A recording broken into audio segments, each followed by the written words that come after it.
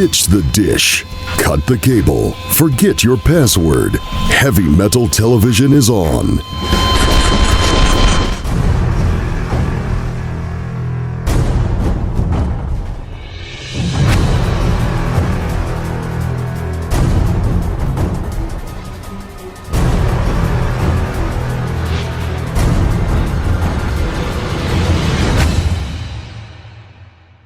It is your Classic Metal Show right here on the ClassicMetalShow.com and Heavy Metal Television. And there's nothing more heavy metal than this guy and his band. The band, of course, Exodus. They have a brand new release called Persona Non Grata that is out on November 19th. And joining us today to talk about it is the legendary drummer of the band and certainly a guy that knows everything about metal, Mr. Tom Hunting. Tom, how are you, man? I'm good. I don't know if I know everything, but I know a little. You know everything that matters, and that's the history of Exodus. Because if I'm not mistaken, you're the only guy that's still in the band that was there at the beginning, right? Yeah, I was there when Gary Holt was a guitar roadie. They called him roadie. They called him roadies back then, right? But yeah, it's been quite a journey. No question, man. Well, dude, it's obviously a journey that lands in the right place right now. Persona Non Grata. I've had a bunch of people that know I've had the record for a little while that are fans and have just asked me, they're like, is it good? Is it good? You know, the same questions that everybody always has. And my answer's been pretty simple. If you like what they've been doing, you're going to like this. It's just, it's a statement about what Exodus kind of always is, which is one of the most consistent bands from start to finish, man. And this is no different. It's brutal, it's heavy, and it's everything that anybody that knows Exodus would want. That's pretty much encapsulates how we feel about it too. We had a lot of fun recording this one, and I think it shows in the product. We're very happy with it. We had a blast. I mean, it's the only thing you can control during these crazy times with COVID and everything. We're like, well, we can make music, so that's what we did. Right, no question, man. Well, dude, go ahead. We were slated to make music anyway, so COVID kind of kicked us in the butt. Otherwise, we might still be on that Bay Strikes Back tour today. Right. It was rolling along. Right, exactly, man. Well, dude, before we get too far involved with the new record, man, let's get the I'm going to say good stuff. We'll say it's ugliness. Let's talk about your health, man. Obviously, you went through something far bigger than a musical slump or anything like that, man. So, it's great to hear that you're doing okay, but talk a little bit about that, man. Not necessarily going through cancer per se, but how did that change your perception of, life and music and what you do daily, man? Did it change it, or is it just something you went through and now you're just like over it? I think it's, it's just some stuff that some of us are going to have to go through. I'm very thankful for the science and like what they were able to do to like turn a bad situation around for me. I think I got lucky. I'm a lot more lucky than brave. That's for sure. As far as perspective changes, I definitely don't sweat the small stuff anymore. Sure. As much, I try to just like, things that used to like, stress me out or whatever. It's like, it just ain't worth it anymore. But I'm in a good place now. I'm able to rejoin the band, and that felt great. I got to do one show with them back so far, and we're doing another one next month. Sure. A month from today, actually. Okay. And I don't have any limitations, dietary, physical, or whatever. I'm in a good place right now. I'm pretty lucky. Sure. They can't find cancer in me right now. And that's the best part, right? And believe me, they're like poking and prodding and doing screenshots and of my guts and innards all the time. Right. And they use words like markers and margins, and all of my markers and margins are just good right now. So sure. They got it all. That's what they tell me. I won't say cancer free because I don't want to jinx it, Right. But they're cautiously optimistic. Sure. But they say I have a lot to celebrate right now, so I'm celebrating, bro. Absolutely. I don't blame you, man. But dude, I haven't gone through it personally, but my son went through it, which, Oh if wow, your kid's going through it, then you might you as are well be too. going through it. You're feeling it too. Absolutely. And You're a caregiver, so yep. that's you're just as affected by it. And the thing about that is, you know, my wife, she kind of like has been on this journey with me too. And you know, I think people tell me, "Oh, you're so brave," and you really tackled this head on. It's like, you know, I think the caregivers, such as yourself and Sure. my wife, and anybody who goes through that, taking care of somebody, is they get to see the darker sides of things. Mhm. On the days that you're not so brave, and the days that you know it's some scary shit. Let's Yeah. face it. Oh, Yeah. it is. It is. And, I can only speak for me, but I'm sure you have the same thought is you can't explain to anybody what seeing or ringing that bell means at the end. But it has a meaning that, is far deeper than anything you can ever go through in life. Yeah, for sure. No question, man. Well, dude, obviously you are healthy, which is great, which lets you go and do this release, which is fantastic, man. Uh, Yeah. now, Exodus has always kind of taken some shots at modern culture, but this album, I don't know if it's because COVID was going on and we're just all sick of social media and media in general and all that. But you guys took just some direct shots at everything. It seems like, man, it just seems like this is a more.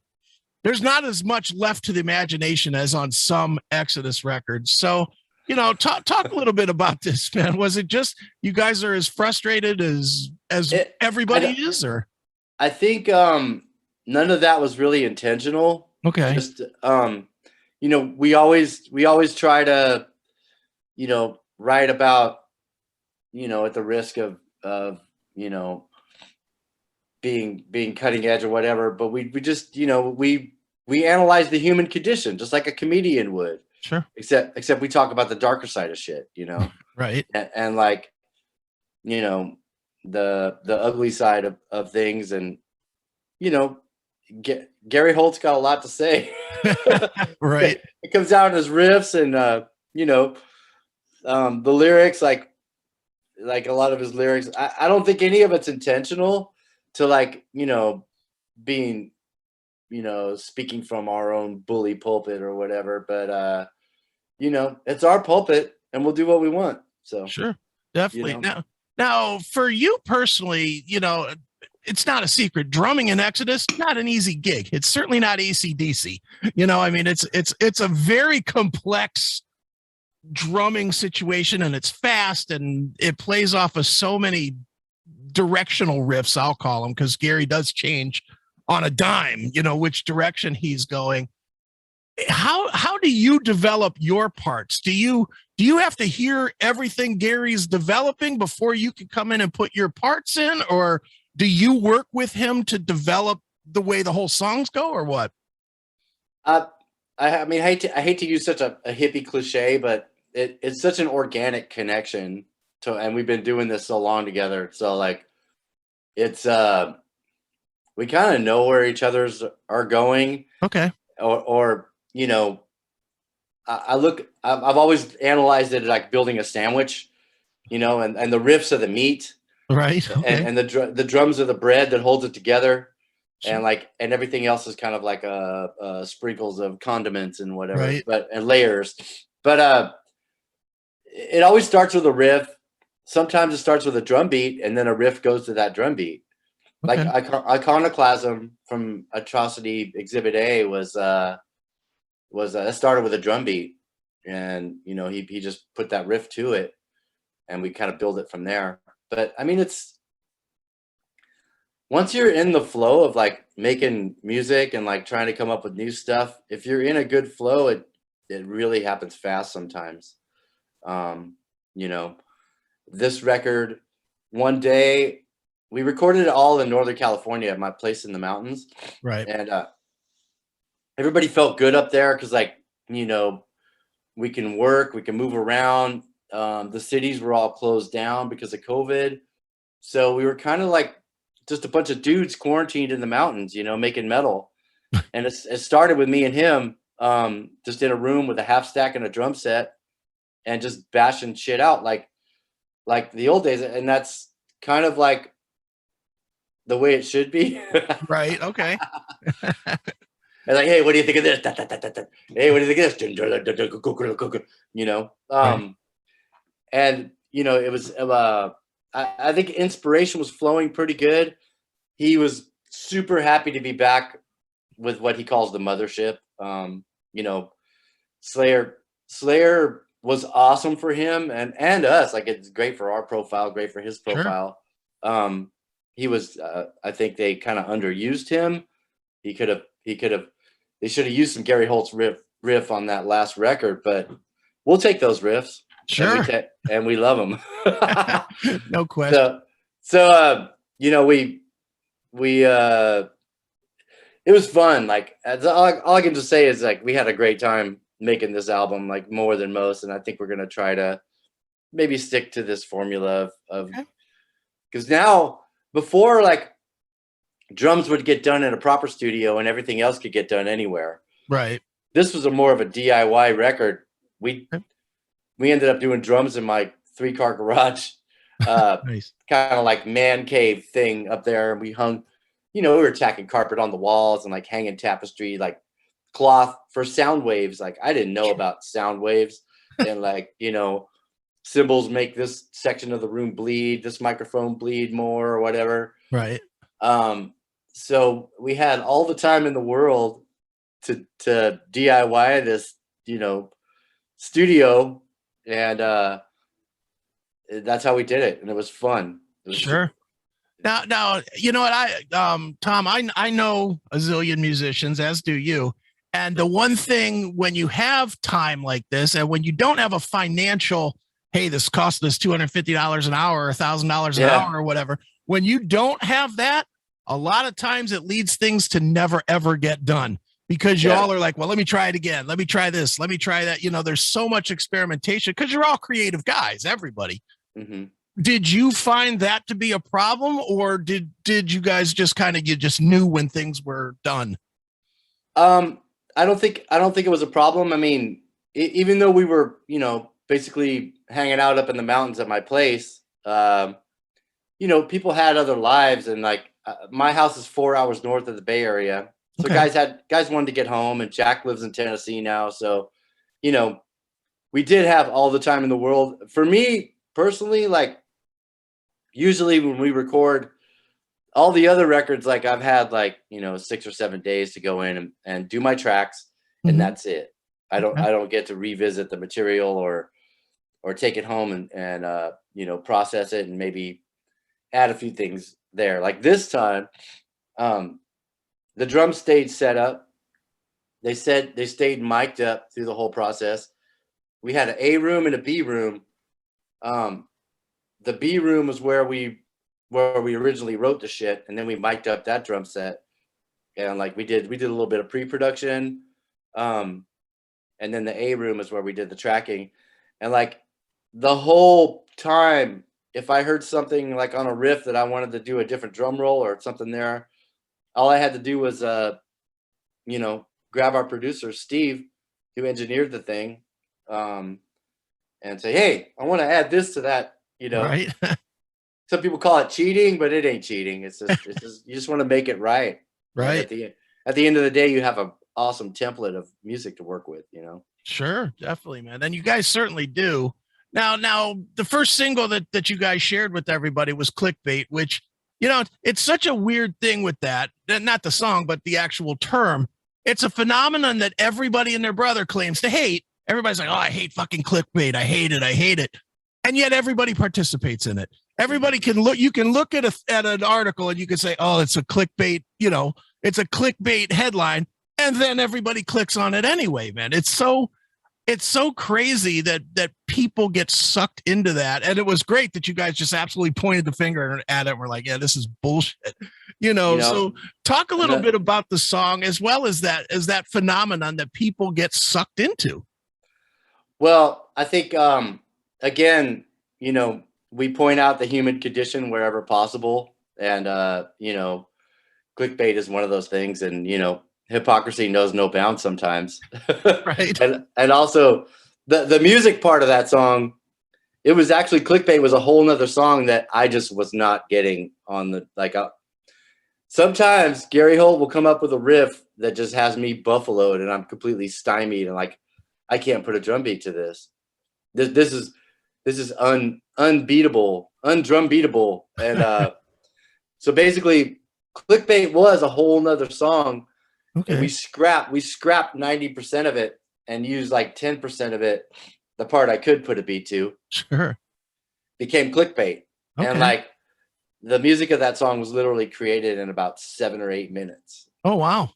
and Awesome. then maybe the middle part was added later, the riff that doesn't sound like any other part of the song, and you know that's it. Right. There you have it. There it is. Some of them come together like that. Some of them need more layers and more time. Sure. You know. Well, whatever it is, you guys all seem to have this unique ear that, I mean, if you go through the entire Exodus catalog, no matter who the singer is, no matter who the lineup is, it's one of the most remarkably consistent catalogs really ever. I mean, other than maybe Force a Habit, which was a little bit different. I mean, you listen to the first album, you listen to this, yeah, there's changes because there's lineup changes here and there, but man, the music has always stayed so consistent. Is that do you put all of that on Gary, or does it more that you all just have this vision and you know what it's supposed to sound like before you even start creating? I couldn't even tell you how that happens, dude. It just does, and you Do you know, hear that? Do you hear? I hear a consistency, but I also hear like, you know, I hear more hooks on this record. I think Blood In Blood Out was a little more you know, rah rah, you know, ode to older metal, Okay. like Blood In Blood Out was more geared towards, you know, cheering on the history of metal and things Mm-hmm. like that. And like Atrocity A and B, it was like two really dark records with really long songs that, you know, had their own story to tell of the human conditions and the state of the world or whatever. But Right. this one, I think it has hooks. Like I hear differences between a lot of them, and some sound cheesy. I think I didn't play on Force of Habit or Right. Impact is Imminent. They're both great records. Only Death Decides is like my favorite song on Impact is Imminent. I love the riff to that song and Sure. the beats, and I love anything Johnny Tempesta plays drums on. It's Sure. killer. And you know, Shovelheaded Kill Machine is just dark, and like, you know, it was Rob Dukes like making his statement, you know, I'm a tiger and I'm fucking stalking the stage, and Right. you know, um anyway, that and the drumming on that record's amazing too. Like I Sure. think I think it just happens, man. It's to use that hippie term, it's organic. Right. It certainly is, man. Now, now, Tom, obviously, man, you guys had the tour announced, the Bay Strikes Back, and a lot of us had tickets that we had to go get refunded, and you know, we'll get them again when it comes out. But for you guys, I certainly understand it because you know you guys don't have the Rolling Stones money where you can accept 2 or 3 gigs being canceled here and there and not lose your ass. You know, I Yeah. get that. Do you think that the world maybe started back touring a little too early? Because it just seems like even the tours that have gone on, every single one of them is either announced and canceled, or, well, we're going to miss 4 shows because this guy has COVID or that guy has COVID. So do you think maybe everybody started just a little too quick? Um yeah, and I mean, I don't know. That's a tough one because you know, we all want to get back to what we're doing, and Sure. you know, it felt really good to play Aftershock Festival a couple weeks back. Um, you know, and I was talking about this with Chuck Billy, like when we were discussing whether to go on with that tour or not. I didn't know if I would be available to even do that tour because I was supposed to be in the throes of like some outro chemo doses now, Right. and turns out they didn't have to give those to me, which is awesome. Awesome. But anyways, um, you know, I was talking to Chuck, and we want this to be fun for ourselves and for our fans, and we want to be able to engage with them, and trying to like contain a 3-band tour of Death Angel, Testament, and Exodus. We're all old friends. We're going to be sharing a lot of common space. We did the Rona's chasing us through Europe tour 2020, and it almost killed Will Carroll from Death Angel, and a couple other people got super sick. Anyway, we want to be able to engage with our fans, and we want people to have fun. And I think as to what you said, maybe we were trying to do too much a little too early, because let's face it, we're not going to be doing it on the budget, to where we could be in a bubble, right? And everybody stays safe or whatever. And our fans are at each other's throats a little bit over this vaccine stuff, and it's like, we want to go back to work, we want to have fun, and we want everybody else to have fun. Sure. And I think April 2022, I think we're gonna fire it back up again and do the States, and plus, maybe by doing that, we can maybe get the thing into Canada too. Okay. Canada's an amazing place for metal, and we haven't been able to go there for years. Sure. So, absolutely. Sorry. Oh, that's all good. I'll turn my phone off. Anyways, yeah. So, various reasons being what they are. All the tours didn't get canceled. I mean, no. Judas Priest was rolling right along until Richie had his heart attack. Sure. And Guns N' Roses finished theirs, but I mean, there's been some that have completed, but I mean, the most of them, if you look at them, the overwhelming majority did have, at least cancellations because somebody in the band or the lineup got COVID. And one of the byproducts, and I think this would have hurt you guys as band probably more than most, is I've talked to several bands that have been on the road, and they've said that it's not fun. They've said that it's very job-like, and that you get off the bus, you play your show, you get right back on the bus, or you go right to the hotel room or what have you. And you guys, that's not going to work for that lineup. That's not, I've seen all of you guys play 15 times a piece, and that ain't what Exodus is. Exodus especially, you guys are definitely, if the fans aren't reacting, then that's a loss for the band. The fans are part of that show, and and so for you guys to be like, okay, we're on stage for 90 minutes, okay, we're running to the bus, that's not going to work either. So no. And back to what you were saying too, like, if somebody got sick and we had to deadhead home in a tour bus, and the tour is postponed or whatever, somebody has to quarantine. Yeah. You're deadheading home in a bus. That's a ton of money. Mm-hmm. And like, you're losing money because you can't play shows.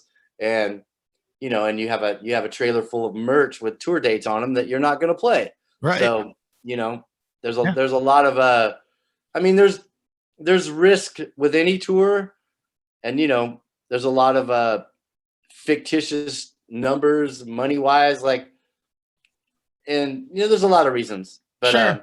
I think we could do it a little cleaner, a little better in April, and everybody will be vaccinated and ready to come out and have fun, and just do it right. So, right. No question, man. Well, for now, I guess people are just going to have to settle for listening to the record, which is called Persona Non Grata. It is fantastic. It's out November 19th. And Tom, where should we send people to keep up with you and the band and the tour dates and all that stuff? ExodusAttack.com. Easy enough. Awesome. Well, one more time, the name of the album is Persona Non Grata. It is Exodus. And Tom, as always, man, thanks for joining me here on the Classic Metal Show. It's been a pleasure talking to you. Thanks for checking out this episode of the Classic Metal Show. Get all of our episodes uncensored at www.theclassicmetalshow.com. Join us weekly from 9 p.m. till 3 a.m. Eastern at www.cmsradio.net. Participate in the live chat room at www.chatandkill.com. Once again, thank you for checking out The Classic Metal Show with Neely and Chris. Hail and kill, fuck you, pal, and hand job!